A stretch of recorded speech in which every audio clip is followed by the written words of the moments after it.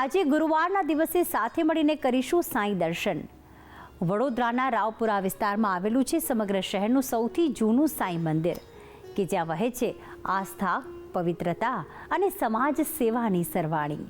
તો આવો સાથે મળીને જાણીએ વડોદરાના આ સાંઈ મંદિરનો મહિમા।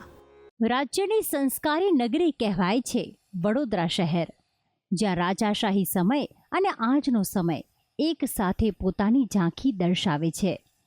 આજે ગુરુવારના દિવસે આપને દર્શન કરાવીશું પવિત્ર સાંઈ મંદિરના।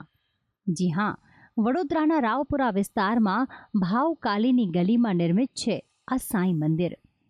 દેખાવમાં ભલે આ મંદિર નાનકડું લાગે, પરંતુ સમગ્ર વડોદરા શહેરનું આ સૌથી પહેલાં સ્થપાયેલું સાંઈ મંદિર છે અને આ જ વાત આ સ્થાનકને વિશેષ બનાવે છે। કહેવાય છે કે જે ભક્તો મહારાષ્ટ્રના શિરડી ધામ ન જઈ શકે તેઓ આ સ્થાનકમાં દર્શન કરીને સાંઈ કૃપા પ્રાપ્ત કરી શકે છે, કારણ કે શિરડી ધામ જેવી જ સાંઈ પ્રતિમા અહીં ભક્તોને દર્શન આપે છે। અહીં નિત્ય અબાલ વૃદ્ધ સૌ આસ્થાભેર સાંઈ ચરણોમાં વંદન કરે છે। ગર્ભગૃહમાં સ્થિત સાંઈ બાબાની આ સુંદર પ્રતિમા એકદમ જીવંત લાગે છે, જાણે કે સાંઈ બાબાએ જ અમી દ્રષ્ટિથી પોતાના ભક્તો પર કૃપા વરસાવે છે। આ પ્રતિમાની પાસે જ બાબાની નાનકડી બીજી પ્રતિમા પણ જોવા મળે છે। એક મંદિરમાં સાંઈની બે પ્રતિમા ભક્તોમાં ક્યારેક કુતૂહલ સર્જાવે છે। તેનું કારણ એ છે કે આ નાની પ્રતિમા વર્ષો પહેલાં નજીકના વિસ્તારમાં સૂર્યપ્રકાશ હોટલ પર સ્થાપિત હતી।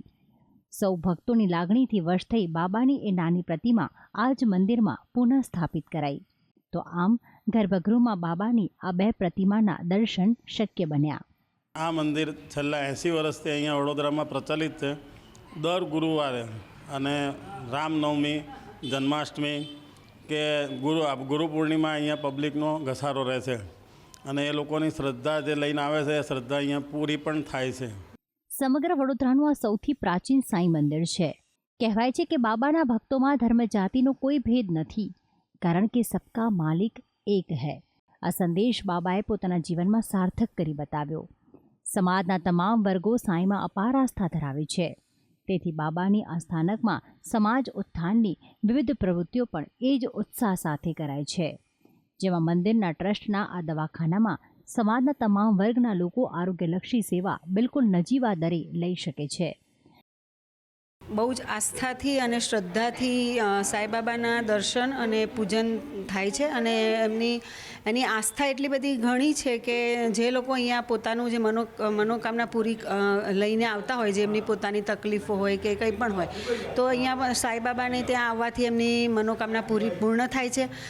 તો આમ શ્રદ્ધા સબોરીનો સંદેશ આપનાર સાંઈ બાબાએ જેમ પોતાનું જીવન માનવ સેવા અને કલ્યાણ અર્થે અર્પિત કર્યું, એ જ રીતે આ સ્થાનકમાં પણ આસ્થા અને સામાજિક સેવાનું ઉત્તમ ઉદાહરણ જોવા મળે છે। ભક્તિ સંદેશ, સંદેશ ન્યૂઝ, વડોદરા।